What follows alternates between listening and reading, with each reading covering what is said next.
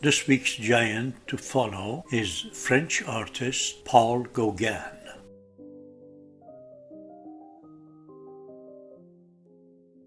Paul Gauguin lived between the years 1848 and 1903. He had a normal life as a stockbroker, married to a Danish wife, and had 5 children. At the age of 32, he began using his spare time painting beside Impressionist artists Paul Cézanne and Camille Pissarro. After losing his job and going through a period of depression, Gauguin decided to paint as an alternative source of income. By the time he was 37 years old, he finally decided to become a professional painter, even though he had no artistic training. So he began painting, influenced by the Impressionists, especially Monet, Pissarro, and Renoir. But he was not making enough money to live on, so he left his wife and children in Denmark and resided in Paris. From then on, he painted and exhibited with the Impressionists until 1888. As the Impressionists pulled apart from each other during the late 1880s, Gauguin began to make a shift in his artworks by experimenting with new color theories and semi-decorative approach to painting. He broke away from reflecting everyday life and pioneered a new style of painting. It is from then on that, artistically speaking, Gauguin became Gauguin. His art became different from the Impressionists, the way he represented nature and reality. His reality became internal reality, which was centered on imagination, fantasy, and dreams.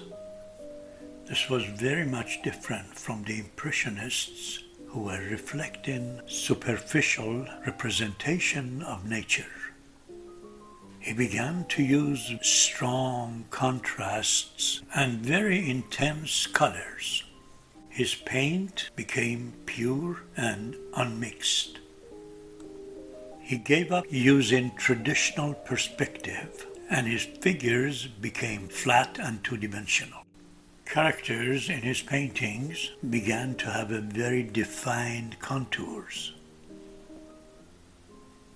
In 1891, while frustrated with the artificial life in Paris, Gauguin decided to move away from urban life and settle in the more natural and pure world of Tahiti.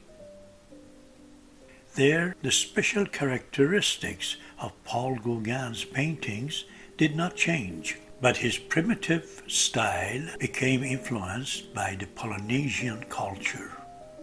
His colors became even more concentrated, and his brush strokes turned wilder. The pure and natural beauty of local women fascinated him. He reflected the innocent charm of the Tahitian women, but he did not paint them as erotic subjects and sensual fascination or the means for pleasure.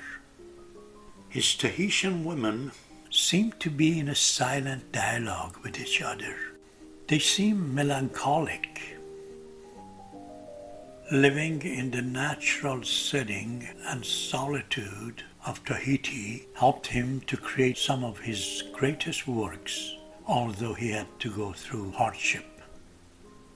It was in Tahiti that he was able to reflect his mystical view of life with total innocence and intensity. His use of color became even more personalized. Gauguin remained in Tahiti until 1903 when he died of a heart attack. At the time, he was 55 years old. Paul Gauguin is one of the giants who paved the way for 20th century art world. Today, his paintings are selling the highest price in the auction houses, although he spent his entire artistic life in poverty.